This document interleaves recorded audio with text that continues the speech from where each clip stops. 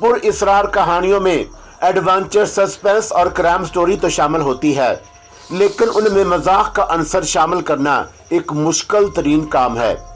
ज़ैर नज़र स्टोरी में ये अनोखी खूबी पैदा की गई है और फ़राईन मिस्र की लातादाद पुरअसरार कहानियों में उसके हैरत अंगेज दास्तान की शमूलियत एक मुनफरिद अमल है, और जहां उसमें लम्हा लम्हा सनसी है वहां बेख्तियार कहके भी शामिल हैं। एडवेंचर, सस्पेंस और तंदो मज़ा से भरपूर नावल M.A. राहत के कलम से ताबूत। मैंने कोई जवाब नहीं दिया। मुझ पर तो सहर तारी था। मैं गौर कर रहा था कि अगर अली हादी से उन हीरों का सौदा भी हो जाए तो फिर मेरी कदरो कीमत क्या होगी। हम होटल से बाहर निकल आए तो दराज कामत ने कहा, अब मेरा हिसाब भी हो जाए, बोलो क्या चाहिए। सिर्फ एक गुड्डी मेरे हवाले कर दी जाए, मेरा काम हो जाएगा। ठीक है, सनीसा ने कहा, और फिर एक सुनसान सी जगह देखकर उसने ब्रीफ केस खोला। मैं इस दौरान दराज कद शख्स पर निगाहें जमाए रहा। सनीसा ने गुड्डी निकालकर उसके हवाले कर दी और उसने दोहरे होकर सनीसा का शुक्रिया अदा किया और बोला, आप कोई भी है मैडम, मुझे उससे कोई गर्ज नहीं, लेकिन वही अल्फाज मैं भी दोहराऊंगा। जब भी मेरी खिदमत की जरूरत पेश आए तो आप मुझे याद कर लीजिए। शुक्रिया, सनीसा ने कहा, और दराज का शख्स वहां से रुखसत हो गया।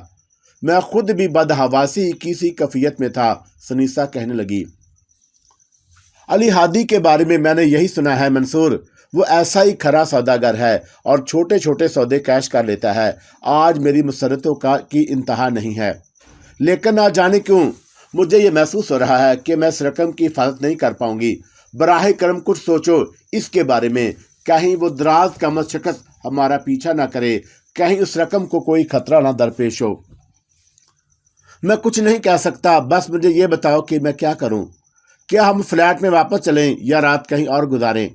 जैसा तुम मुनासिब समझो, मैंने जवाब दिया। मैं ख्यालात में खोया हुआ था और मेरी समझ में नहीं आ रहा था कि अब मुझे क्या करना चाहिए।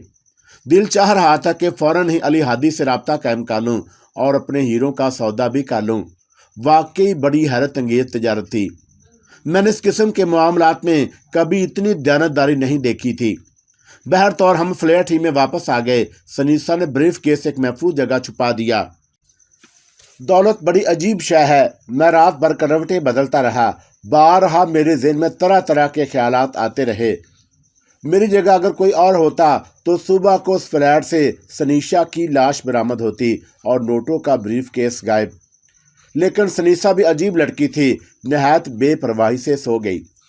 सुबह को उसने हस्बे मामूल मुझे नाश्ता पेश किया। उसका चेहरा फरते मुसर्रत से गुलनार हो रहा था।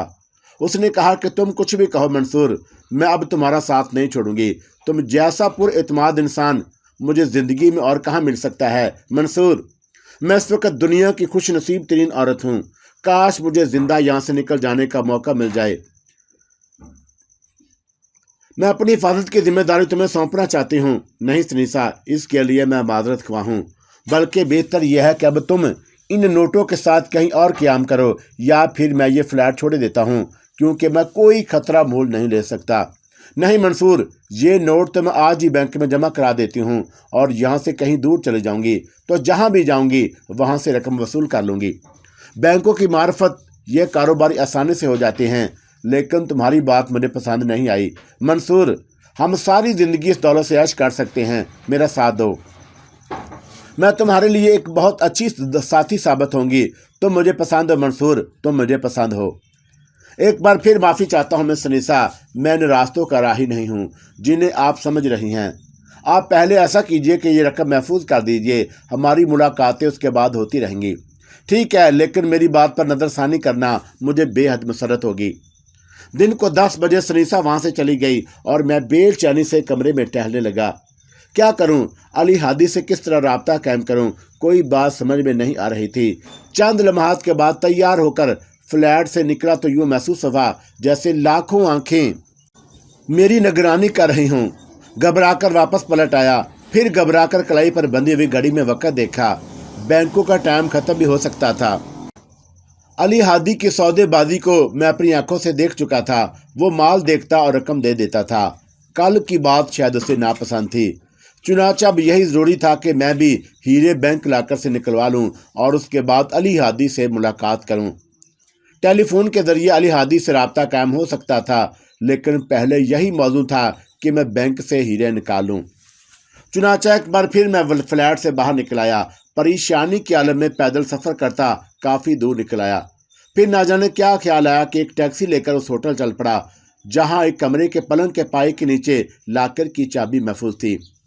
कमरा अभी तक मेरे पास ही था और मैं उसका पेशगी किराया अदा कर चुका था, इसलिए मुझे यकीन था कि उसमें कोई गड़बड़ नहीं होगी। बिल आकर होटल पहुंच गया, काउंटर से चाबी ली और धड़कते दिल के साथ कमरे में दाखिल हो गया। दरवाज़ा बंद करके मैंने पलंग का पाया उठाया, रबड़ का टिप निकाला और चाबी के गिरने के इंतज़ार करने लगा, लेकिन दफतन ही मुझे चक्कर आ गया क्योंकि चाबी पाए से नीचे नहीं गिरी थी। मैं फटी फटी आंखों से पलंग को देखता रहा। जोर जोर से उसे जमीन पर पटका और कागज का एक सफेद कोना पाए के खोल से नीचे झांकने लगा। मैंने बरक रफ्तारी से कोना पकड़ा और उसे अंदर खींच लिया। ये मुड़ा तुड़ा कागज था और काफी बड़ा, और उस पर एक तहरीर लिखी हुई थी। मैंने पागलों की तरह अपने आप को संभाल कर वो तहरीर पढ़ी जो उर्दू जुबान में थी। लिखा हुआ था, तुम इस काबिल नहीं हो कि तुम्हें दोस्त के नाम से पुकारा जाए, लेकिन बदनसीबी ये है कि तुमने राह अमास की शक्ल चुरा ली है। तुम्हारी ख्वाहिश पर मैंने तुम्हें मुखातब करना भी छोड़ दिया है और तुम्हारे करीब भी नहीं आता, लेकिन क्या करूं कि जब भी मुझे अपना दोस्त याद आता है तो मेरे दिल में तुम्हारे लिए हमदर्दी जाग उठती है, और यही हमदर्दी मुझे मजबूर करती है कि मैं तुम्हें किसी मुसीबत में ना फंसने दूं। मैं चाहता तो तुम्हारे करीब आकर भी तुमसे ये गुफ्तगू कर सकता था, लेकिन तुम्हारी ख्वाहिश पर मैंने तुमसे दूर रहने का फैसला कर लिया है, और अब राह अमास के नाम पर एक बार तुम्हें फिर एक मुसीबत से निकालना चाहता हूँ। सुनो ए अहमक शख्स, गौर से पढ़ो इस तहरीर को जो तुम्हें अपनी ही जुबान की तहरीर महसूस होगी, लेकिन उसकी हकीकत क्या है ये मैं जानता हूँ और मैं तुम्हें बताना पसंद नहीं करता। सुनो ए बेवकूफ़ शख्स, रज़ा ताहरी नामी जो शख्स तुमसे मिला था वो एक बहुत बड़ा स्मगलर है, बहुत आला तालीम याफ्ता और बड़ा धोखेबाज। दौरान सफ़र जब तुम उससे गुफ्तगू में मसरूफ़ थे तो उसने हीरो का वो पैकेट तुम्हारी जेब में महफूज कर दिया था, क्योंकि उसे खतरा था कि उसकी तलाशी होगी, और ऐसा ही हुआ। वो गिरफ्तार हो गया, लेकिन उसने अपने साथियों को तुम्हारी निशानदही कर दी और वो तुम्हारे पीछे लग गए। इत्तेफाक से तुमने वो जगह छोड़ दी जो अर्ज़े रूम से इस्तांबुल पहुंच गए, और यहाँ तुमसे हीरो के बारे में पूछ गूछ की गई और तुमने उनसे लाइल्मी का इजहार कर दिया। लेकिन तुम्हारा क्या ख्याल है कि तुम्हारे इस इजहार से वो मुतमईन हो गए? हरगिज़ नहीं, वो साई की तरह तुम्हारे पीछे लगे हुए हैं, और जब काफ़ी कोशिश के बावजूद उन्हें तुम्हारे पास से हीरो का सुराग नहीं मिल सका तो उन्होंने सनीसा नामी लड़की को तुम्हारे पीछे लगा दिया। सनीसा ने अभी महल में तुम्हारी मदद हासिल करने के लिए अपने साथियों के साथ ड्रामा किया और बिल आकर उसमें कामयाब हो गई। तुम उसे लेकर उस फ्लैट में चले गए जो तुम्हारे दोस्त का था, और हालात उसके मुवाफिक होते चले गए। उसने तुम्हें हीरो की कहानी सुनाई, और सिर्फ इसलिए कि तुम्हें हीरो के एक ताजर का पता चल जाए जिसके हाथ तुम इन हीरो का सौदा कर सको। ज़ाहिर है कि उन्होंने यही अंदाज़ा लगाया था कि तुम मेरे साथ हीरे साथ लिए नहीं फिरोगे, बल्कि उन्हें ठिकाने लगाने की कोशिश करोगे, और उन्होंने तुम्हारी ज़ुबान खुलवाने के लिए यही एक तरीका मुनासिब समझा। तुम पर एतमाद कायम करने के लिए उस लड़की ने हर वो मुमकिन कोशिश की जिससे उसे तुम्हारा एतमाद हासिल हो सके, यहाँ तक कि वह तुम्हारे साथ हीरो के उस ताजर से मिली, और उस ताजर ने बहुत बड़ी रकम अदा करके वो हीरे खरीद लिए। मकसद यही था कि उनका तुम्हारे रास्तों को आसान कर दें और तुम हीरे लेकर बिल आकर उस शख्स के पास पहुंच जाओ जो तुम्हारी दानत में हीरो का सौदागर है। लेकिन हकीकत यह नहीं है। अली हादी नामी शख्स रज़ा ताहरी ही का साथी है, बल्कि शायद उसका बास। तुम उसी रास्ते पर सफ़र कर रहे हो। बेशक तुमने सनीसा को अपना राजदार नहीं बनाया, लेकिन वह तुम्हारी तरफ से गाफिल नहीं। इस वक्त भी रियाल्टो के बाहर कई अफराद तुम्हारा इंतज़ार कर रहे हैं। मुमकिन है कि यहाँ से निकलते हुए वो तुम्हें गिरफ्तार करने की कोशिश ना करें, बल्कि उस वक़्त का इंतज़ार करें जब तुम अली हादी से मिलो। चुनाचा मैंने अपना फ़र्ज समझा कि तुम्हें इस हकीकत से आगाह कर दूं, और चौंका तुम सर फिरे आदमी हो, इसलिए यह भी ज़रूरी समझा कि वो चाबी तुम्हारे पास से गायब कर दूं। हीरे तुम्हारे लिए अजाब बन सकते हैं। मैंने उस चाबी के ज़रिए लाकर से हीरे निकाल लिए हैं, और अब अगर तुम वहाँ जाओ तो तुम्हें वहाँ कुछ भी नहीं मिलेगा। सुनो मेरे दोस्त के हम शक्ल, तुमने मेरी दोस्ती खोकर क्या खोया है? اس کے بارے میں تم خود کوئی اندازہ نہیں لگا سکتے۔ بس ایک ذرا سی بات تو تھی کہ میں تمہاری نگاہوں سے یہ دنیا دیکھنا چاہتا تھا۔ میں اب بھی ایسا کر رہا ہوں، لیکن جو کچھ میں چاہتا ہوں وہ نہیں ہو سکا۔ تاہم تمہاری مدد کرنا مجھے اچھا لگتا ہے، کیونکہ اس طرح میں اپنے دوست را اماس کے نام پر کوئی کام کرتا ہوں۔ میری باتوں پر یقین نہ آئے تو خود آزما کر دیکھ لو۔ یہاں سے نکلو، جہاں دل چاہے جاؤ، وہ لوگ تمہارا تعاقب کریں گے اور کہیں نہ کہیں تم سے ملاقات ضرور کریں گے۔ بس اس سے زیادہ تم سے کچھ کہنا حماقت ہے۔ تمہاری زندگی اب کسی نقطے پر جا کر نہیں ٹھہر سکتی، اس میں میری کوششوں کو بھی دخل ہے، اور میری یہ مداخلت جاری رہے گی جب تک تم اس کے لیے تیار نہ ہو جاؤ کہ جو کچھ میں کہوں وہی کرو۔ فی الحال دنیا دیکھو، میں بھی تمہیں سزا دینا چاہتا ہوں، اور یہ بھی ایک سزا ہی ہے تمہارے لیے۔ اگر میں چاہتا تو ان ہیروں کی حفاظت بھی کر سکتا تھا اور تمہیں وہ مقام دلا سکتا تھا جس کے تم خواہشمند ہو، لیکن میں ایسا نہیں کروں گا۔ بھٹکتے رہو اس دنیا میں، اپنے لیے راہیں تلاش کرو۔ دوستوں کی دوستی ٹھکرانے کا یہی نتیجہ ہوتا ہے۔ تمہارا را امیس۔ میرے ہاتھ پاؤں کی جان نکل گئی تھی۔ تحریر کے دھندلے لفظ میرے آنکھوں کے سامنے ناچ رہے تھے۔ دل چاہ رہا تھا کہ دیواروں سے سر پھوڑوں اور مر جاؤں۔ رامیس، کمینے رامیس، تو کیا سمجھتا ہے کہ میں مجبور ہو کر تجھے اپنے آپ پر مسلط کر لوں گا؟ نہیں، ہرگز نہیں۔ تو اپنا ڈرامہ کرتا رہ، میں بھی اپنے لیے زندگی کی راہیں تلاش کروں گا۔ دیکھتا ہوں کہ تو میرے کتنے راستے روکتا ہے۔ میں کسی قیمت پر تیری دوستی قبول نہیں کروں گا، کسی بھی قیمت پر۔ میں نے سوچا اور پھر اس کاغذ کے پردے کر کے غسل خانے کے واش بیسن میں بہا دیے۔ کلیجہ منہ کو آ رہا تھا، لیکن تحریر میں جو کچھ پڑھا تھا وہ بھی بہت عجیب تھا۔ اس کا مطلب ہے کہ سنیسا مجھے اور آئرن کو بیوقوف بنا رہی تھی۔ جو کچھ ہوا تھا وہ ایک طویل ڈرامہ تھا۔ را امی سے لاکھ نفرت سہی، لیکن اس میں بھی کوئی شک نہیں تھا کہ اس نے ہر جگہ میری مدد کی تھی، لیکن میں کسی کی مدد نہیں چاہتا تھا۔ میرا نقطہ نگاہ اب بدل گیا تھا۔ میں ایک آزاد زندگی کا خواہاں تھا۔ اگر ہیرے فروخت ہو جاتے تو اور مجھے ان کی صحیح قیمت مل جاتی تو پتہ نہیں میں کون سی راہیں اختیار کرتا۔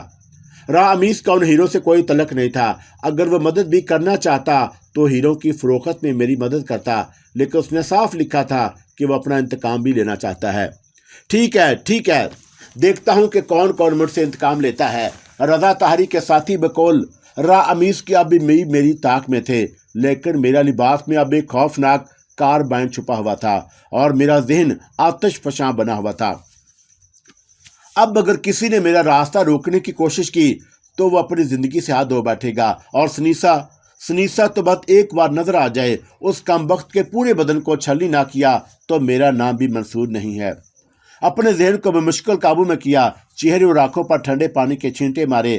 اب ریالٹو کے اس کمرے کو مزید ریز رو رکھنا حماقت تھی، کیونکہ یہ بہت سے لوگوں کی نگاہ میں تھا۔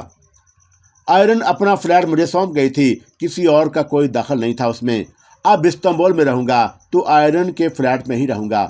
فساد خاطری ایران جا کر اس کے خلاف اگر کوئی کارروائی کرنے میں کامیاب ہو جاتا ہے تو پھر جو ہوگا دیکھا جائے گا۔ ویشے سنبھالے نہ سنبھل رہی تھی، جی چاہ رہا تھا کہ ہر شخص پر فائرنگ شروع کر دوں۔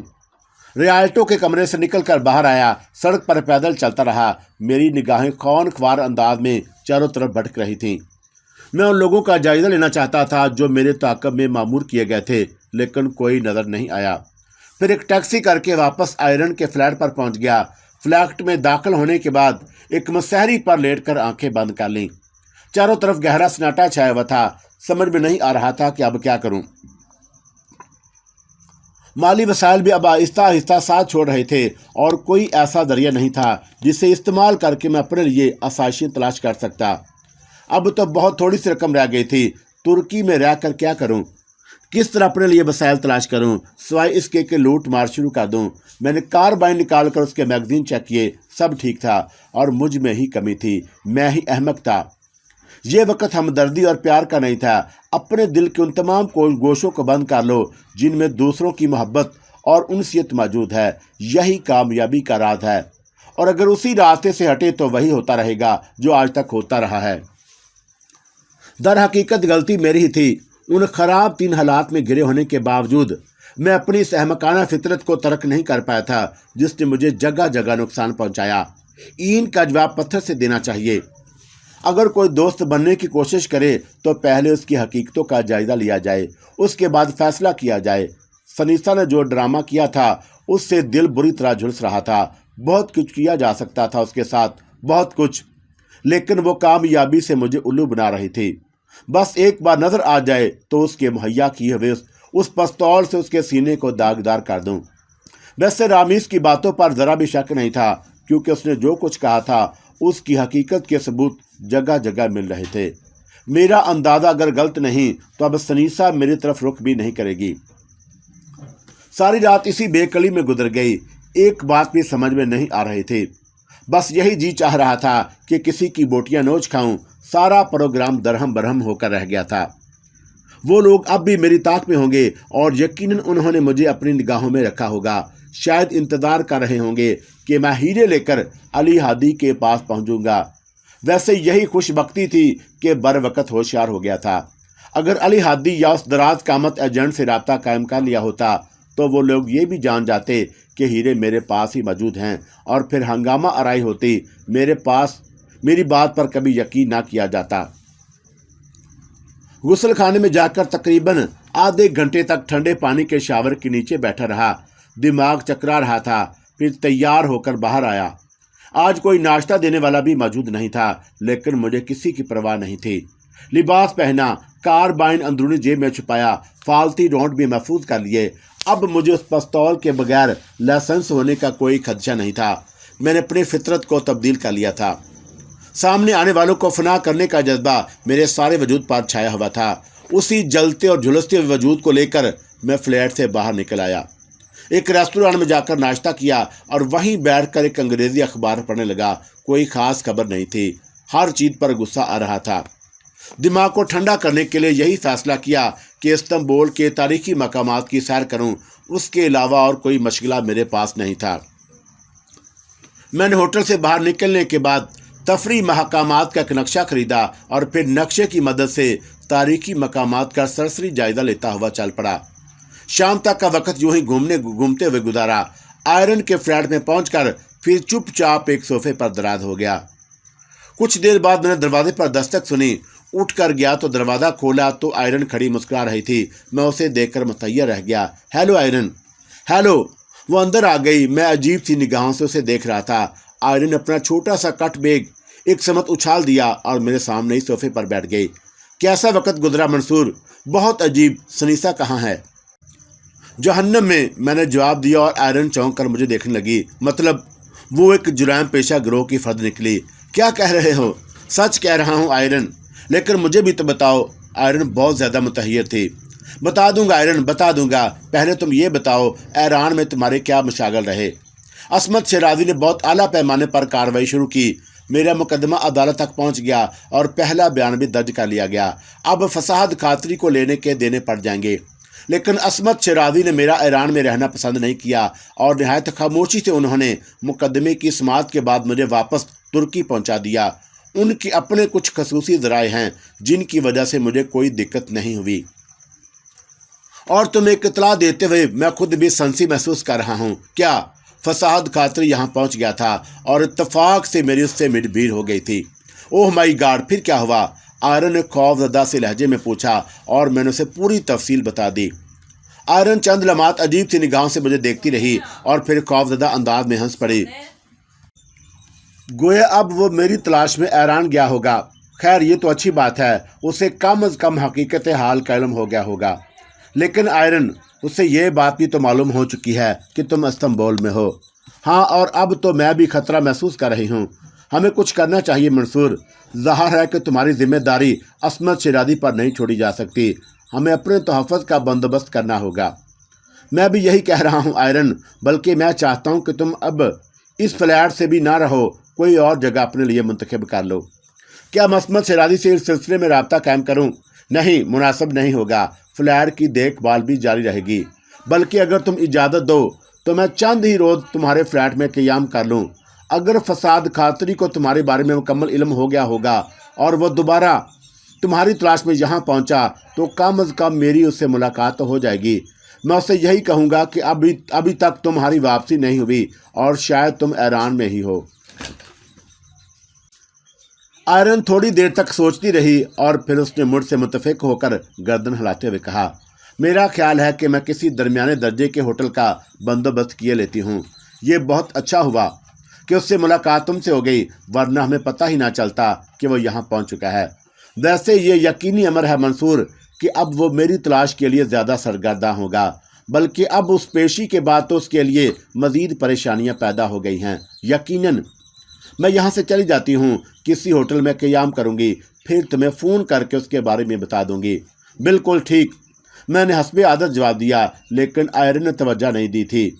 उसने एक सूट केस में चंद जोड़े कपड़े रखे। अपनी परेशानी के आलम में मुझसे सनीसा के बारे में तफसीलात पूछना भी भूल गई थी। मैंने उसे दरवाजे पर खुदा हाफिज कहा और वो खामोशी से बाहर निकल गई। इस तमाम कार्रवाई में मेरे किसी मंसूबे का कोई दखल नहीं था। बस फौरन ही ये बात जहन में आ रही थी और मैंने आयरन से कह दिया था, हालांकि मैं खुद भी शदीद तन्हाई महसूस कर रहा था। लेकिन उसमें कोई शक नहीं कि फसाद खातरी दोबारा भी यहाँ पहुँच सकता था।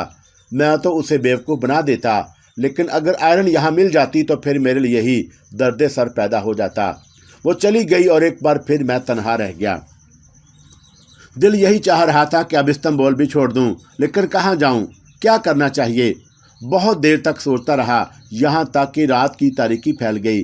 मैं गहरी सांस लेकर उठा, बत्तियां रोशन की और फिर किचन में जाकर खाने पीने की अशिया तलाश करने लगा। ज़्यादा देर नहीं गुजरी थी कि दरवाजे पर एक बार फिर दस्तक हुई और मैं चौंक पड़ा। अभी तक आयरन का फ़ोन नहीं आया था। उसने अपने बारे में इत्तला नहीं दी कि उसने कहाँ क़याम किया है, लेकिन उसकी भी कोई ख़ास ही वजह होगी। मुमकिन है कि वो वापस आई हो। दरवाजे के करीब पहुँच के मैंने जो दरवाज़ा खोला तो सबसे पहले नज़र आने वाली चीज़ 2 रिवाल्वरों की नालें थी जो मेरी जनब उठी हुई थी। मेरे ऐन सामने एक अच्छे तनतोश का तुर्क नौजवान नज़र आ रहा था और उसके पीछे जो शख्सियत मुझे नज़र आई उसे देखकर मेरी आंखें शिद्दत हैरत से फैल गईं। जहन को शदीद झटका लगा। वो शख्स प्रोफेसर रज़ा ताहरी था, लेकिन इस वक्त उसके चेहरे पर वो नरमी नहीं थी जो मैंने दौरान सफ़र महसूस की थी। उस वक्त वो एक पुरवकार और मतीन शख्सियत का मालिक नज़र आता था, लेकिन अब उसकी हकीकत खुल गई थी। तुर्क नौजवान ने मेरे सीने पर हाथ रखकर मुझे पीछे धक्का दिया और उसके बाद वो दोनों अंदर दाखिल हो गए। मेरे मुंह से कोई आवाज़ नहीं निकल सकी थी। रज़ा ताहरी ने दरवाज़ा बंद कर दिया और फिर तुर्क नौजवान अकब से मेरी कमीज़ का कॉलर पकड़कर मुझे धकेलता हुआ अंदर ले आया। रज़ा ताहरी ने उसे इशारा किया और फिर खुद रिवाल्वर तान कर खड़ा हो गया, जबकि तुर्क नौजवान शायद फ्लैट की तलाशी लेने में मसरूफ़ हो गया था। जब तक तुर्क नौजवान वापस ना आया, रज़ा ताहरी ने कोई जुमला मुंह से अदा नहीं किया था। मैं खुद भी अहमकों की तरह उसकी सूरत देख रहा था। जब तुर्क नौजवान अंदर दाखिल हुआ तो रज़ा ताहरी ने सवालिया निगाहों से उसे देखा और तुर्क नौजवान ने गर्दन हिला दी, गोया वो ये बता रहा था कि फ्लैट में मेरे अलावा और कोई नहीं। रज़ा ताहरी की आंखें अजीब सी कैफियत का शिकार नजर आ रही थी। फिर उसने भारी लहजे में कहा, मैं जानता हूँ मंसूर कि तुम एक शरीफ नौजवान हो, लेकिन अमानत में ख़यानत करना भी अच्छी बात नहीं। हीरे मेरी मलकियत हैं, वो तुम्हें वापस करना ही पड़ेंगे। हीरे मेरी मलकियत हैं, वो तुम्हें वापस करना ही पड़ेंगे। और सुनो, मैं किसी भी तौर पर यह बात तस्लीम करने के लिए तैयार नहीं कि हीरे तुम्हारे पास मौजूद नहीं हैं। तुमने उन्हें कहाँ पोशीदा किया है, ये बात तुम्हें बता देनी चाहिए। हाँ, अगर तुम तावन करोगे तो तुम्हें बहर तौर कुछ न कुछ रकम ज़रूर दे दी जाएगी, वो भी इसलिए कि तुमने एक मुहाफ़िज़ का किरदार अदा किया है। प्रोफेसर, मैंने अजीब से लहजे में कहा। नहीं, अब मुझे प्रोफेसर ना कहो। बिलाशुबा मैं कभी प्रोफेसर था, लेकिन मेरे दोस्त, बाद औक़ात ज़िंदगी के रास्ते बिल्कुल ही मुख्तलिफ सिमत में बदलना पड़ते हैं और मैंने भी यही किया है। ज़्यादा तफसील मैं नहीं जा सकता। मुझे बताओ, हीरे कहाँ हैं? तुम्हारे आदमी पहले भी मुझसे हीरों के बारे में मालूमात हासिल कर चुके हैं, लेकिन मैंने उन्हें भी यही बताया था कि हीरे मेरे पास नहीं। क्या तुमने वो हीरे बतौर अमानत मुझे दिए थे? फजूल बातों से गुरेज करना तुम्हारे हक में बेहतर होगा मिस्टर मंसूर। अगर तुम हीरे मेरे हवाले कर दो तो ना मेरा वक्त ज़ाया होगा और ना तुम्हारा, और तुम किसी तरह की तकलीफ़ उठाने से भी महफूज रहोगे। ये बात मैं किसी तौर पर तस्लीम करने के लिए तैयार नहीं हूँ कि हीरे तुम्हारे पास मौजूद नहीं। अगर तुम तस्लीम नहीं करते तो इसमें मेरा क्या कसूर? वैसे तुम्हारी शख्सियत से मैंने वाकई बहुत बड़ा धोखा खाया है रज़ा ताहरी। देखो दोस्त, थोड़े से हीरों के लिए अपनी ज़िंदगी दाव पर नहीं लगाओ, मेरा कहना मान लो। ورنہ اس پستول میں موجود تمام گولیاں تمہارے بدن میں اتر جائیں گی، لیکن اس سے زیادہ مناسب یہ ہے کہ تم ہیرے میرے حوالے کر دو۔ اب میں صرف اتنا ہی کہہ سکتا ہوں مسٹر رضا طاہری کہ تمہارا ذہنی توازن درست نہیں ہے، اسے سنبھالو۔ رضا طاہری نے اپنے ساتھ کھڑے ہوئے ترک نوجوان سے کہا، اور ترک نوجوان میرے بالکل قریب پہنچ گیا۔ اس نے میرا گریبان پکڑ کر ایک جھٹکا دیا، لیکن ان لوگوں کو میری ذہنی بحران کے بارے میں کوئی علم نہیں تھا۔ میں اس وقت مرنے مارنے کی کیفیت کا شکار تھا۔ ترک نوجوان نے جیسے مجھ پر ہاتھ ڈالا، میں نے دونوں ہاتھ پوری قوت سے کھڑے ہو کر اس کی گردن پر مارے اور پھر اسی قوت سے اسے رضا طاہری پر دھکیل دیا۔ رضا طاہری کی انگلی پستول کے ٹریگر پر تھی اور غالباً ٹریگر غیر اختیاری طور پر ہی دب گیا تھا، کیونکہ دوسرے ہی لمحے پستول سے نکلنے والی گولی ترک نوجوان کے سینے میں ٹھیک دل کے مقام پر پیوست ہو گئی۔ رضا طاہری نے چند قدم پیچھے ہٹ کر دوسرا فائر کر دیا، مگر میں سنبھل چکا تھا، چنانچہ گولی دیوار میں پیوست ہو گئی۔ کاربائن میرے پاس بھی موجود تھا اور میں ذرا سی کوشش کر کے اسے نکال سکتا تھا، لیکن میں رضا طاہری کو ختم نہیں کرنا چاہتا تھا، بلکہ اسے زندہ پکڑ کر اس کے بارے میں معلومات حاصل کرنے کا خواہشمند تھا۔ رضا طاہری نے ایک بار پھر اپنی جگہ تبدیل کی اور 2-3 قدم آگے بڑھ کر ایک اور گولی چلائی جو بہرحال دیوار ہی میں لگی تھی۔ پھر وہ نیچے جھک کر آڑ لیتا ہوا دروازے کی طرف سرکنے لگا۔ مجھے یقین تھا کہ باہر گولیوں کی آواز سن لی گئی ہوں گی اور چند ہی لمحات کے بعد ہنگامہ شروع ہو جائے گا۔ چنانچہ میں اپنی پوزیشن صاف کرنے کے لیے بھی رضا طاہری کو پکڑنا چاہتا تھا، لیکن وہ کم وقت بھی انتہائی چوکنا ہو گیا تھا۔ اس نے آخری فائر دروازے کے قریب پہنچ کر کیا اور پھر باہر چھلانگ لگا دی۔ یہ اتفاق ہی تھا کہ میرے ہاتھ اس کی پشت پر پڑے اور وہ اس اچانک حملے کے لیے تیار نہیں تھا۔ ریوالور اس کے ہاتھ سے نکل کر نیچے گر گیا اور میں نے پوری قوت سے اسے جھٹکا دے کر زمین پر گرا دیا، لیکن دوسرے ہی لمحے رضا طاہری نے اٹھ کر میرے پیٹ پر اس زور سے ٹکر ماری کہ مجھے اپنی پسلیاں ٹوٹتی ہوئی محسوس ہوئیں۔ اگر میں فوراً ہی سنبھل کر پیچھے نہ ہٹ جاتا تو اس کی دوسری ٹھوکر میرے منہ پر لگتی۔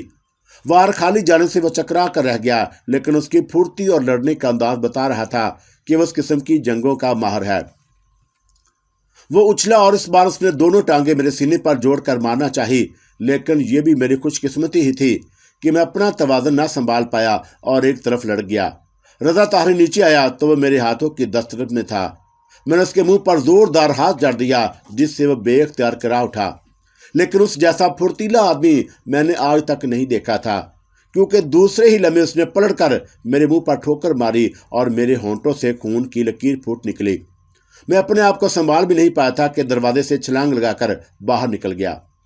مجھے چوٹ ضرور لگی تھی، لیکن میں نے اس سے ہار نہیں مانی۔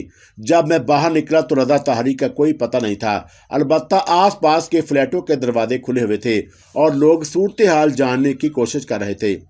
غالباً گولیاں چلنے کی آوازوں کے ساتھ ہی پولیس کو اطلاع کر دی گئی تھی، کیونکہ چند ہی لمحات کے بعد عمارت کے نچلے حصے میں پولیس کی گاڑیوں کے سائرن سنائی دینے لگے۔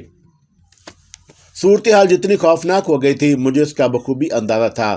فلیٹ میں کلاش موجود تھی جو ایک مقامی شخص کی تھی اور قاتل فرار ہو چکا تھا۔ میرے لیے گلو خلاصی ممکن نہیں تھی۔ بھاگنے کی کوشش کرتا تو کہاں جاتا؟ تقریباً تمام ہی فلیٹوں کے دروازے کھل گئے تھے اور راہداری ہی میں مجھے پکڑ لیا جاتا۔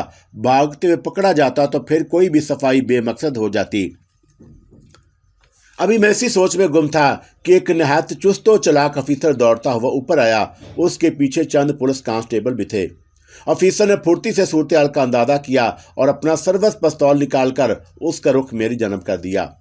میں نے فوراً ہی دونوں ہاتھ بلند کر دیے اور میرے ہاتھ بلند کرتے ہی لوگ اپنے اپنے فلیٹوں کے دروازوں سے باہر نکل آئے اور چیخو پکار کرنے لگے۔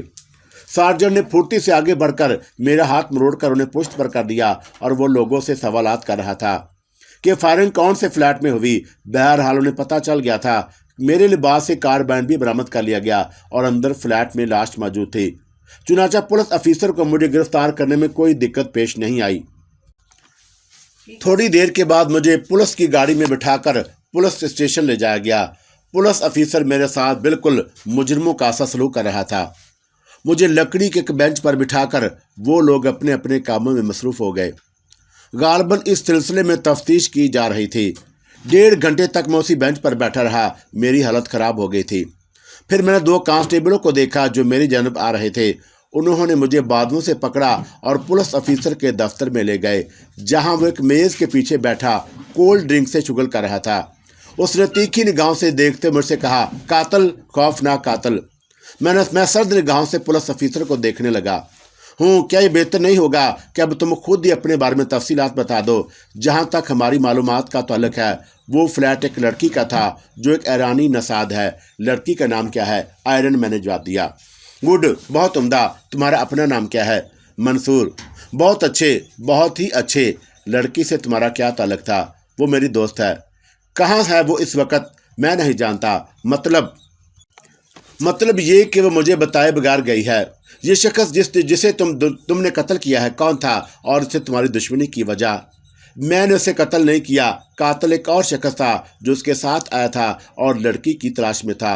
میرے ذہن میں دفتر کے نیا خیال پیدا ہوا اور میں نے فوراً ہی اس پر عمل بھی کر ڈالا۔ ذرا وضاحت سے بتاؤ۔ لڑکی میری شناسہ تھی جناب، یہی استنبول میں میری اس سے ملاقات ہوئی۔ بظاہر وہ اچھے کردار کی مالک تھی، لیکن در حقیقت وہ مجھ سے کچھ اور چاہتی تھی۔ میں ایک ہوٹل میں مقیم تھا اور اس نے مجھے فلیٹ پر آنے کی پیشکش کی، اور چند روز قبل میں اس کے فلیٹ پر آ گیا۔ آپ چاہیں تو فلیٹ کے آس پاس رہنے والوں سے یہ بات معلوم کر سکتے ہیں۔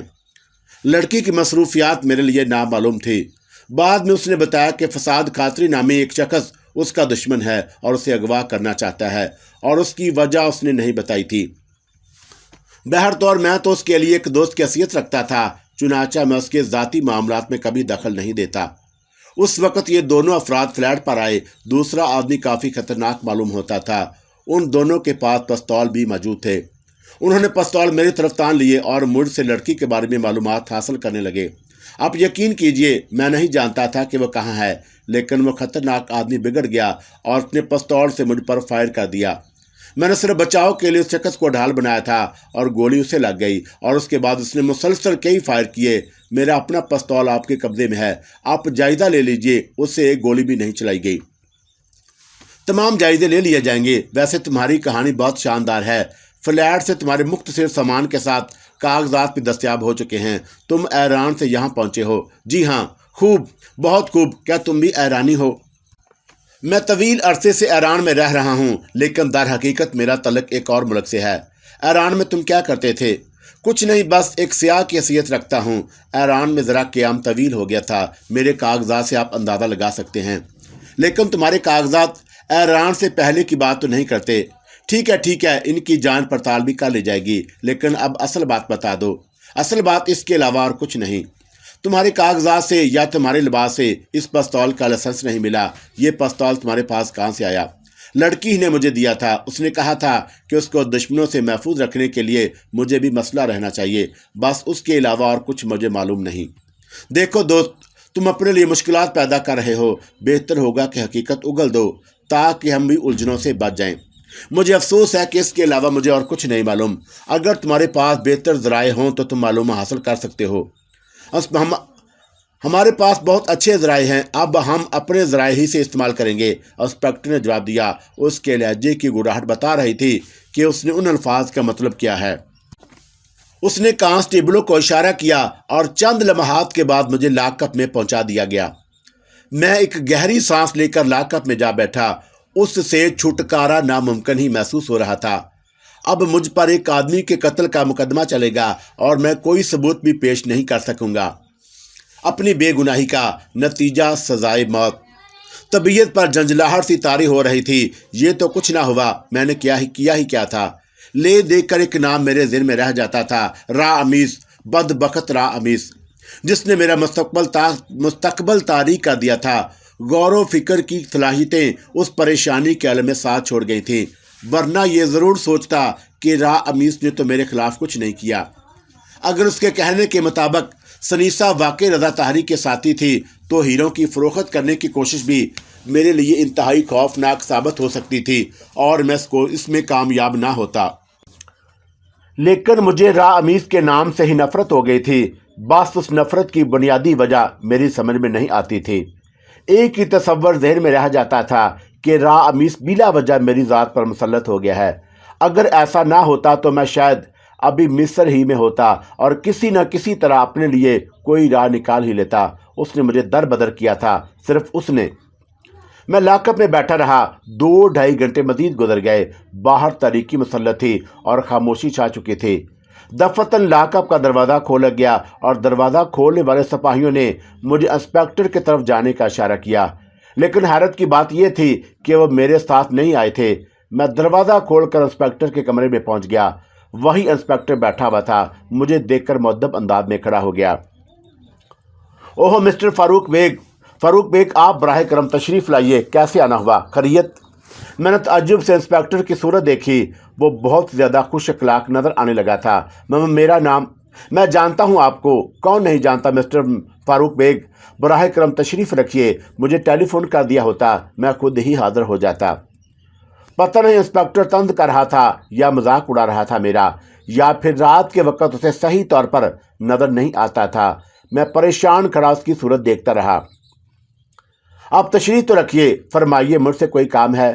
میں جی ہاں بے جھجک کہیے. میرے لائق کوئی خدمت؟ نہیں شکریہ، بس میں باہر جانا چاہتا ہوں. میرے منہ سے بے اختیار نکلا. اوہو کمال ہے، تو آپ کو کس نے روکا ہے؟ انسپیکٹر نے جواب دیا اور پھر جلدی سے اپنی میز کے پیچھے سے نکل آیا. آئیے میں آپ کو باہر چھوڑ دوں. کوئی بات سمجھ میں نہیں آ رہی تھی. انسپیکٹر میرے ساتھ اپنے دفتر سے باہر نکلا اور پھر وہ باہر تک ہی مجھے چھوڑنے آیا تھا. آپ کی گاڑی کہاں ہے؟ کیا میں پولیس جیپ مہیا کر دوں؟ نہیں شکریہ، میں چلا جاؤں گا. میں نے اپنے ہوا میں اڑتے ہوئے ذہن کو قابو میں کر کے کہا. بہت نوازش. میرے لائق کوئی خدمت ہو تو ضرور تشریف لائیے، انسپیکٹر نے کہا اور بادل ناخواستہ دروازے کی جانب چل پڑا. یہی احساس ہو رہا تھا کہ ابھی پیچھے سے چند سپاہی دوڑیں گے اور مجھے لاکअپ سے فرار ہونے کے الزام میں گرفتار کر لیا جائے گا. عقل میں آنے والی کوئی بات بھی ہوتی. میں جب پولیس اسٹیشن سے کافی دور نکلا تو مجھے احساس ہوا کہ صورتحال واقعی ایسے ہی تھی جیسے محسوس ہوئی تھی.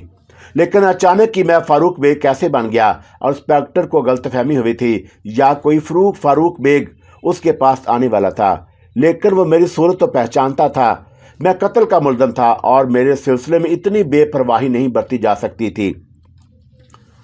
تھوڑی دور چلنے کے بعد میں نے رفتار دفتن تیز کر دی اور پھر دوڑنا شروع کر دیا. یہی خیال تھا کہ اگر انسپیکٹر کو اپنی غلطی کا احساس ہو گیا تو ابھی پولیس کی جیپیں میرے تعاقب میں دوڑ پڑیں گی. میں اب ان کے نرگے میں نہیں آنا چاہتا تھا. آئرن کے بارے میں بھی نہیں معلوم تھا کہ وہ کون سے ہوٹل میں مقیم ہے، اور فلیٹ کا رخ کرنے کا مطلب یہی تھا کہ میں پھانسی کے پھندے کو اپنی گردن کے گرد تانگ کر رہا ہوں. چنانچہ فلیٹ میں جانے کا سوال ہی پیدا نہیں ہوتا تھا. کافی دور نکل آنے کے بعد اپنے حلیے کا جائزہ لیا. ٹھیک ٹھاک لباس میں تھا. چنانچہ اس کے بعد کسی ہوٹل ہی کی تلاش کی جا سکتی تھی. لیکن جو کچھ ہوا تھا وہ کسی طور پر سمجھ میں نہیں آ رہا تھا. ہر چند کے رات کا وقت تھا لیکن ہوٹلوں کی ڈے اینڈ نائٹ سروس جاری تھی. چنانچہ کہ درمیانے درجے کے ہوٹل میں مجھے دوسری منزل پر ایک کمرہ حاصل ہو گیا. دل و دماغ کا خدا حافظ تھا. ابھی تک میں اس بات کا اندازہ نہیں لگا سکا تھا کہ انسپیکٹر نے میرے ساتھ یہ دلچسپ مذاق کیوں کیا ہے. اپنے ہوٹل کے اس کمرے کا بخوبی جائزہ لینے کے بعد میں تھکے انداز میں ایک آرام دہ کرسی پر دراز ہو گیا.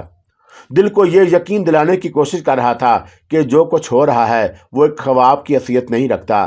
میں جاگ رہا ہوں اور جاگتے ہی مجھے لاکअپ سے چھٹکارا نصیب ہوا ہے. بہرطور بہت سی باتیں ایسی ہوتی ہیں جو سمجھ میں نہیں آتی. میں حالانکہ بھوکا تھا، پیٹ کی کیفیت بھی بہتر نہیں تھی، لیکن خوف کے مارے اس وقت اپنے لیے کوئی شاید طلب نہ کر سکا اور پیٹ پر ہاتھ رکھ کر مسحری پر جا لیٹا. میں نے دونوں ہاتھ اپنے گھومتے ہوئے سر کے نیچے رکھ لیے. اس عالم میں نہ جانے کتنی دیر لیٹا رہا. پھر کلوٹ بدل کر سونے کی کوشش کرنے لگا. سمجھ میں آنے والی کوئی بات ہی نہیں تھی جس پر غور کیا جاتا. جو کچھ ہوا تھا وہ ایک عجیب تماشا تھا. سورج کی بے رحم کرنوں نے ایک روشن دان کے ذریعے داخل ہو کر سیدھا آنکھوں کو نشانہ بنایا اور آنکھیں اس کی تیز چبھن محسوس کر کے کھل گئیں. میں نے فوراً اپنی جگہ تبدیل کر لی. دیوار پر لگی ہوئی گھڑی میں وقت دیکھا تو 9:45 بج رہے تھے. سورج بھی کہاں تک انتظار کرتا رہا. اٹھا، اطراف کے ماحول کو دیکھا اور رات کے واقعات یاد آ گئے. میں نے خشک ہونٹوں پر زبان پھیر کر بند دروازے کی طرف دیکھا. بس یہی خدشہ تھا کہ ابھی پولیس پہنچنے والی ہوگی. خدارا میں کس عذاب میں گرفتار ہو گیا. آئرن کو تلاش کرنے کی کوشش کروں تو کس طرح؟ اس کم وقت کو تو مجھے ٹیلی فون پر اطلاع کر دینی چاہیے تھی کہ وہ کس ہوٹل میں قیام پذیر.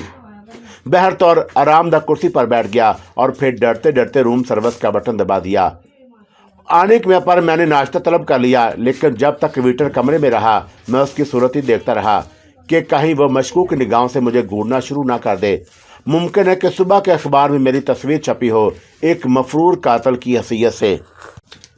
जो जो वक्त गुजरता गया मेरे खदशात कम होते गए। किसी ने मुझे एक मफरूर कातल की हैसियत से नहीं पहचाना था, लेकिन उसके बावजूद हालात का तकादा यही था कि मैं होटल में अपने कमरे तक महदूद रहूं। पुलिस इंस्पेक्टर को न जाने क्या गलतफहमी हो गई थी, जिसकी बुनियाद पर उसने मुझे फारूक बेग कहकर पुकारा था और निकल आने का मौका दे दिया।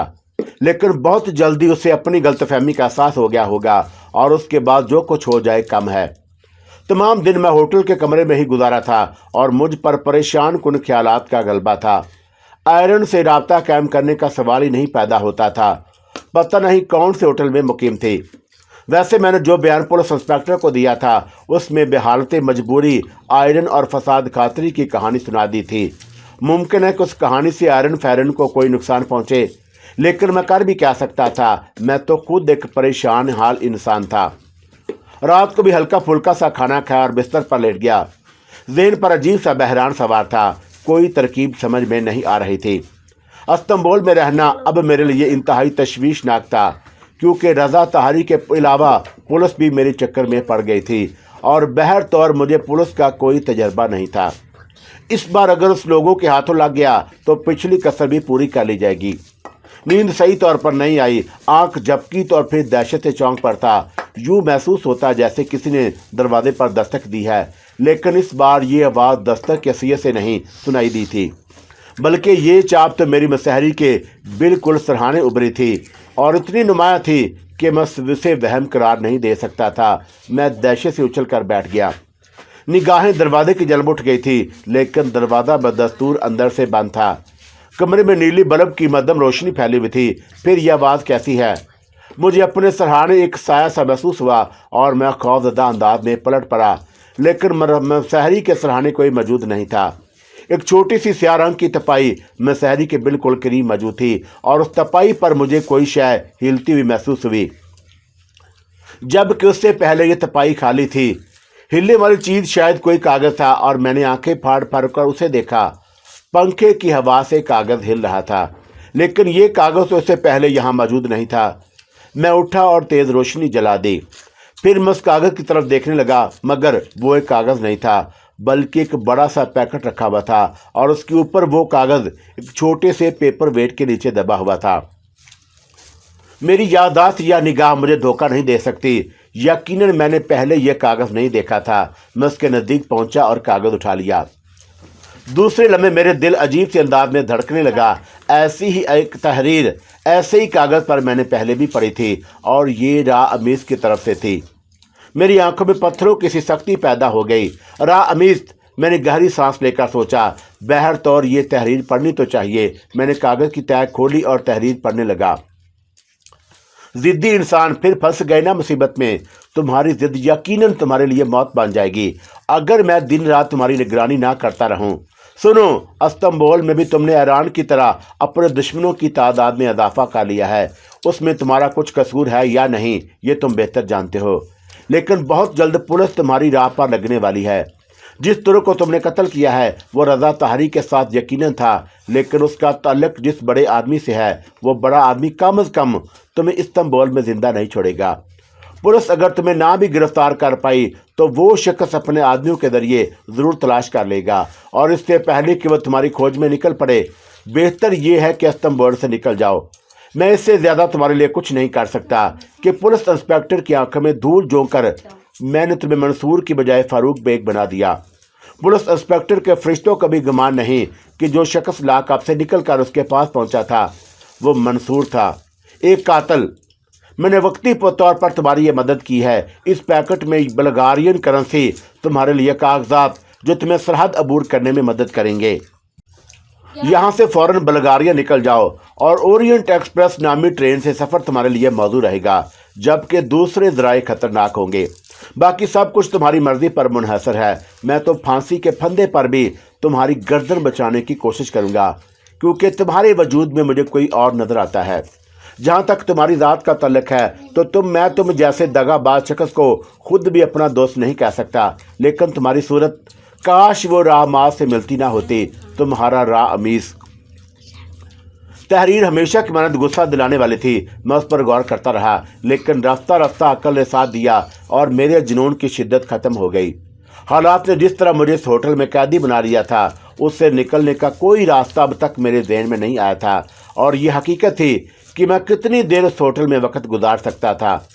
जिस शख्स का हवाला रामीस ने दिया था वो न जाने कौन है। रामीस की बातें अमूमन सच निकलती थीं। चुनाचा ये सोचना कि उसने मुझे कोई धोखा देने की कोशिश की है हमाकत की बात थी। भला उसे क्या पड़ी है कि मुझे धोखा दे। चुनाचा मदद किसने की है ये भूल जाना चाहिए और यहाँ से निकलने की कोशिश करनी चाहिए। मैंने बेसब्री के अंदाज में मेज पर रखा हुआ पैकेट फाड़ दिया। अंदर नया पासपोर्ट और कुछ देगर कागजात रखे हुए थे। ऐसी ही एक उलझन में पहले भी रामीस ने मेरी इस वक्त मदद की थी जब मैं बेदस्तो पा हो गया था। चुनाचा इस मदद से फ़ायदा ना उठाना हमाकत थी। दिल के किसी गोशे में रामीस के लिए ममनूनियत के जज्बात उभरे, लेकिन फ़ौरन ही उस पर पिछले तजर्बात गालिब आ गए।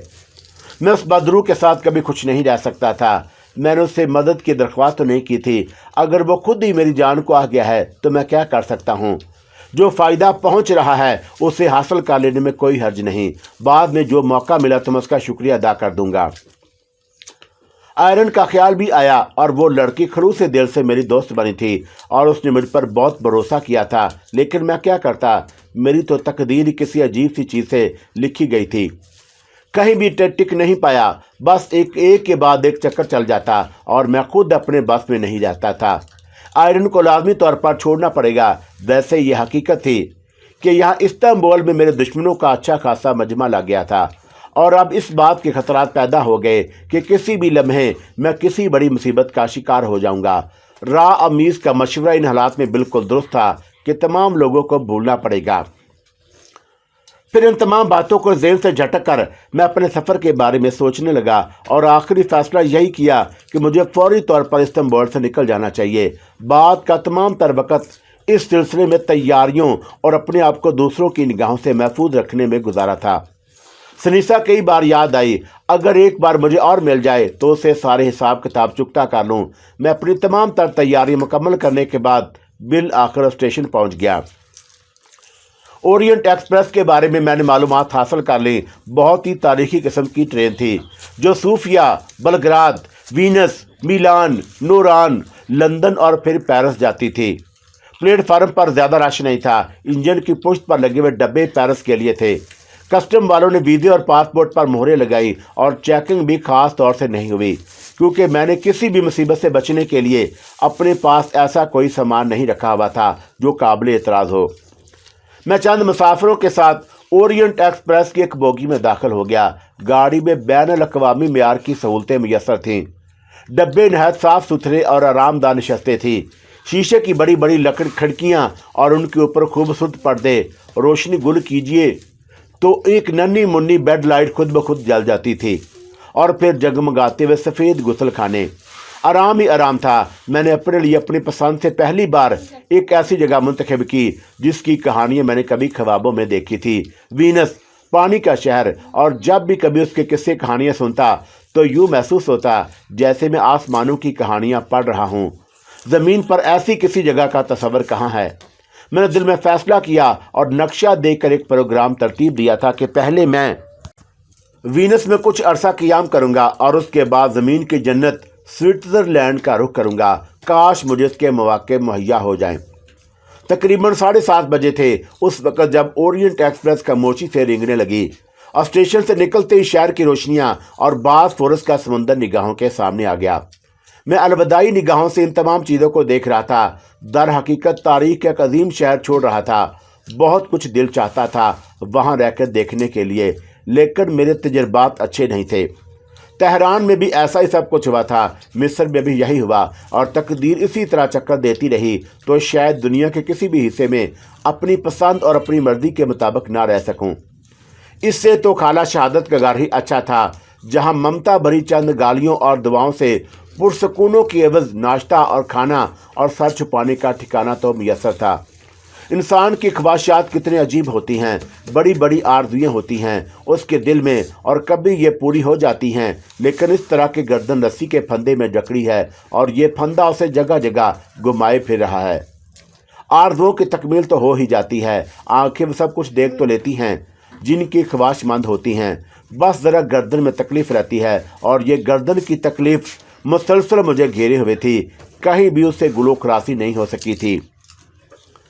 गाड़ी की रफ्तार तेज हो गई, उसने एक लंबा मोड़ काटा और शहर की आखिरी रोशनियां भी निगाहों से उजल हो गईं। डब्बे में बैठे हुए चंद मुसाफिर अपने अपने मसरूफियात में मगन थे और किसी की तवज्जो किसी की जानब नहीं थी। थोड़ी देर के बाद तुर्क कस्टम ऑफिसर आया और पासपोर्ट चेक करके उस पर मोहर लगाकर चला गया। ओरिएंट एक्सप्रेस का रुख अब बलियारिया की जानब था। मैंने आरामदायक सीट का बुक खोला और वह पीछे चली गई और मैंने आंखें बंद कर लीं। एक बार फिर एक शख्स अंदर आया, ये भी बलियारिया का कस्टम ऑफिसर था। उसने भी पासपोर्ट तलब किया और मोहर लगाकर चला गया। शीशों से बाहर बल्गारिया के वसी मैदानों में चांदनी सफ़र कर रही थी और ज़हन पर अजीब सा सहर तारी हो रहा था। यही सहर नींद में तब्दील हो गया। दूसरी सुबह आंख खुली तो ट्रेन का तमाम अमला बल्गारियन हो चुका था। शीशों से बाहर मतला अबर आलू था और हल्की हल्की बूंदाबांदी हो रही थी। हरे भरे खेत मजीद सब्ज़ हो गए थे। गाड़ी एक बसाती स्टेशन पर रुकी तो चंद भारी भरकम देहाती औरतें सब्जियों की टोकरियां उठाए हुए बेतकल्फी से डब्बे के अंदर चली आईं। उन्होंने इत्मीनान से डब्बे में डेरा जमा लिया। सूफिया तक उसके साथ सफ़र जारी रहा। मैं अभी तक ट्रेन के मुसाफिरों से ला इल्म था। गालबन वो लोग एक दूसरे से तारफ़ पसंद नहीं करते थे। सूफिया के सादा मगर साफ सुथरे स्टेशन पर ओरिएंट एक्सप्रेस तकरीबन 1 घंटा खड़ी रही। यहाँ में नीचे उतरना पड़ा और अमले ने सफाई करके डब्बों को पहले की मानद साफ सुथरा बना दिया। उसके बाद ट्रेन आगे बढ़ गई। सफ़र काफ़ी तवील था और मुसाफिरों से कोई शनासाई भी नहीं थी, लेकिन ये तन्हाई मुझे बेहद पुरसकून लग रही थी, कम अज़ कम उस वक़्त तक के लिए जब तक कि कोई उलझन ना खड़ी हो जाए। ट्रेन यूगोस्लाविया में दाखिल हुई और ताहद्दे निगाह हरियाली और फलदार दरख्तों और फूलों की कतारें नज़र आने लगी। फिर रात के 9 बजे यूगोस्लाविया का दारुल खिलाफा ब्यूग्राड शहर की रोशनियों के दरमियान एक बल खाता हुआ दरिया दिखाई दिया। ये मशहूर ज़माना डन्यूब, और गाड़ी बिल आखिर वहाँ से भी चल पड़ी और सफ़र की दूसरी रात भी गुजर गई। सुबह को इल्म हुआ कि सीजाना के रास्ते में अतालिया में दाखिल हो चुका हूँ। गाड़ी किसी स्टेशन पर रुकने वाली थी। मैंने शीशों से बाहर झांका। खुशगवार धूप चमक रही थी। अतालवी कस्टम ऑफिसर पासपोर्ट चेक करते फिर रहे थे। वो मुसाफिरों से अल्कोहल वगैरह के बारे में मालूमात हासिल करते रहे। ओरिएंट एक्सप्रेस का ये सफ़र बिला तशीर एक तारीखी हैसियत रखता था और अब मैं वीनस पहुंच चुका था। बिल आखिर ये तवील तरीन सफ़र ख़त्म हुआ और वीनस के स्टेशन पर उतर गया। अतालवी नौजवान दुनिया के दूसरे नौजवानों की मानद इतराते फिर रहे थे। यहाँ मुझे अपने लिए कोई मुनासिब जगह तलाश करनी थी। स्टेशन पर कदम रखते हुए दिल से एक दुआ ही निकली थी कि कम अज़ कम मैं यहाँ सुकून से कुछ वक्त गुजार सकूँ। एक बार फिर ज़हन में रामीज़ का ख्याल आया और मुझे हंसी आ गई। ये शख्स हर जगह बिला टिकट और बिला ज़रिया सफ़र करता है। ज़िंदगी तो इसकी भी बुरी नहीं है, लेकिन ज़िंदगी, और मुझे खुद भी हंसी आ गई और मेरे नज़दीक से गुजरती हुई एक अतालवी लड़की मुंह फाड़कर मुझे देखने लगी। गालबन किसी से मुखातब हुए बगैर इस तरह हंस पड़ना उसके लिए तजब-खेज़ था। फिर वो खौफज़दा होकर चंद कदम पीछे हट गई। पागलों का तस्वर दुनिया के हर हिस्से में होता है और उसकी आंखों की कैफियत यही बताती थी कि वह मुझे पागल समझकर खौफज़दा हो गई है। दर हकीकत मेरे पागल होने में बस अब थोड़ी सी ही कसर थी। असूलन मुझे पागल हो जाना चाहिए था, लेकिन उसके बाद बकिया ज़िंदगी किसी पागल खाने ही में बसर होती और पागलों से मुझे भी उस लड़की ही की मानद खौफ महसूस होता था। चुनाचा मैंने अपने लिए किसी मुनासिब जगह की तलाश का फैसला किया। करेंसी एहतियात से छुपा कर रखी हुई थी। कुछ करेंसी ज़ाहिर कर दी। ज़ाहिर है कि सारी रकम बता देना ख़तरनाक हो सकता था। चुनाचा मैंने उसे महफूज कर लिया। स्टेशन से कुछ फासले पर एक खूबसूरत बुक स्टार से मैंने वीनस का एक नक्शा खरीदा और फिर एक गोशे में खड़े होकर उसे बगौर देखने लगा ताकि वहाँ के होटलों वगैरह के बारे में मालूमात हासिल हो जाएं और मैं अपने लिए किसी ऐसी जगह का इंतखाब कर लूँ कि अगर रामीज़ की नज़र अनायत काफ़ी अरसे तक ना भी हो तो अपना काम चला सकूँ। नक्शे में यूं तो बहुत से होटलों और जगहों के नाम थे, लेकिन उनकी हैसियत का अंदाज़ा ज़रा मुश्किल ही था। तब मैंने सोचा कि यहाँ से बाहर तो निकला जाए और उसके बाद देखूंगा कि क्या सूरत हाल होगी। अमार से बाहर निकला तो पानी में गिरते गिरते बचा। तारकुल की सड़क की बजाय सामने वीनस की सबसे बड़ी नहर ग्रैंड किनाल रवां थी। बसों और टैक्सियों की बजाय स्टीमर और नाजुक गुंड वाले पानी में झूल रहे थे। एक स्टीमर मुसाफिरों से भर जाता तो भूंपू बजाकर ग्रैंड किनाल के पानी में तैरने लगता और उसकी जगह दूसरा स्टीमर ले लेता। मैंने भी टिकट घर से एक टिकट खरीदा और एक स्टीमर पर सवार हो गया। स्टीमर के अरशे पर बेशुमार सियाह नजर आ रहे थे। बाद तस्वीरें भी बना रहे थे, बाद कुछ गप्पियों में मसरूफ थे। ग्रैंड किनाल के दोनों तरफ महल्लात और खूबसूरत मकानात सजे हुए थे। मैं भी सियाहों के इस भीड़ में शामिल होकर वीनस के चाल चलने लगा। हर चंद के मेरे पास ना तो कैमरा था ना सियाहों के लवाजमात, लेकिन मैं अपनी आंखों के जरिए वीनस के हसीन मनाजर की तस्वीर जहन में महफूज करता जा रहा था। मैंने फैसला किया कि सफ़र के इख्तिताम के बाद अपने लिए किसी मुनासिब जगह का बंदोबस्त करूंगा। फिलहाल तो वीनस के खूबसूरत मनाजर ने मुझे अपनी जानब मुतवज्जा कर लिया था। निगाहें घूमते घूमते अरसे के मुसाफिरों में से दो अफराद की जानब उठ गईं और ना जाने क्यों ज़हन को एक झटका सा लगा। दोनों सूरतें मेरे लिए अजनबी थी, लेकिन एक चीज़ ने ज़हन को शदीद झटका पहुंचाया था। जिस वक्त मैं इस्तांबुल से ओरिएंट एक्सप्रेस में सवार हो रहा था तो मैंने अपने आप से कुछ फासले पर इन्हीं दोनों अफराद को देखा था। याद इसलिए रह गए थे कि उनमें से एक की सूरत बहुत अजीब थी और उसकी नाक की अगली नोक बिल्कुल तोते की चूंद की मानद नीचे को मुड़ी हुई थी और मुड़ने के बाद ख़त्म हो जाती थी। ऐसी नाक मैंने ज़िंदगी में पहली बार देखी थी और इस्तांबुल के स्टेशन पर मैं चंद लम्हात उसे देखता रहा, लेकिन ज़ाहिर है किसी की नाक मेरे लिए कोई अजीम खतरा नहीं हो सकती थी। उस मुड़ी हुई नाक वाले के दूसरे साथी को भी मैंने वही स्टेशन पर उसके साथ देखा था, लेकिन उसके बाद वो निगाहों से उजल हो गए और मुझे ये भी मालूम नहीं हुआ था कि उन्होंने भी मेरे साथ साथ ओरिएंट एक्सप्रेस से सफ़र किया था। और अब यहाँ अरशे पर उन दोनों को देख कर ना जाने क्यों जहन को एक अजीब सा एहसास हुआ था। ख़ास बात यह थी कि वो भी मेरी ही जानब मुतवज्जा थे और उस वक़्त शायद मेरी ही तरफ देखकर मेरे बारे में कुछ गुफ्तगू कर रहे थे। क्यों, आखिर क्यों? वीनस की तमाम हसीन मनाज़र निगाहों से उजल हो गए। एक अजीब से एहसास ने दिल में घर कर लिया। क्या वीनस में भी मैं महफूज नहीं? क्या मुझसे पहले मेरी बदबख्ती यहाँ पहुँच गई? फिर खुद ही जहन को झटक दिया। हालात ने इस तरह परेशान कर दिया है कि अक़वाम वहम का शिकार हो रहा हूँ। मुमकिन है उन दोनों को भी वीनस ही आना हो और ये सिर्फ इत्तेफाक हो कि वो मेरे साथ ही सफ़र करते हुए उस स्टीमर तक पहुँचे हों। परेशान होने से क्या फ़ायदा? बेहतर यह है कि अपने काम से काम रखा जाए और अगर कोई ख़तरनाक सूरत हाल पेश आ ही जाए तो फिर उसे तकदीर का फ़ैसला समझकर कबूल कर लिया जाए। लेकिन अपने आप को लाख समझाने के बावजूद दिल के वो चिराग बुझ गए जो वीनस में दाखिल होते हुए इस एहसास के साथ जले थे कि यहाँ मेरी ज़िंदगी किसी हद तक पुरसकून होगी और मुझे कुछ आसानियाँ फराहम हो जाएंगी। बहरतौर मैं दूसरे लोगों के साथ स्टीमर से नीचे उतर आया और फिर वहाँ से आगे बढ़ गया। बहुत कुछ था यहाँ, लेकिन मुझसे कोई 100 गज के फासले पर वो दोनों कमीने इंसान भी मौजूद थे और मैं अब उस बात को नज़रअंदाज नहीं कर सकता था, क्योंकि उन दोनों ने किसी और सिमत का रुख नहीं किया था बल्कि मुसलसल मेरा ताक़ब कर रहे थे। थोड़े ही फासले पर मुझे एक बस नज़र आई तो मैं उसकी जानब बढ़ गया। कोई ऐसा ख़ास सामान नहीं था मेरे पास जिसकी वजह से मुझे बस में सफ़र करते हुए दिक्कत होती।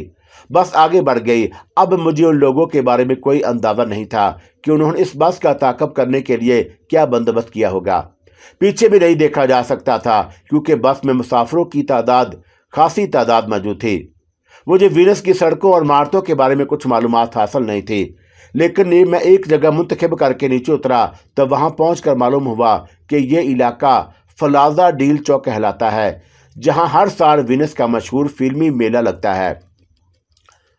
मैंने इधर उधर देखा और फिर वहाँ से आगे बढ़ गया।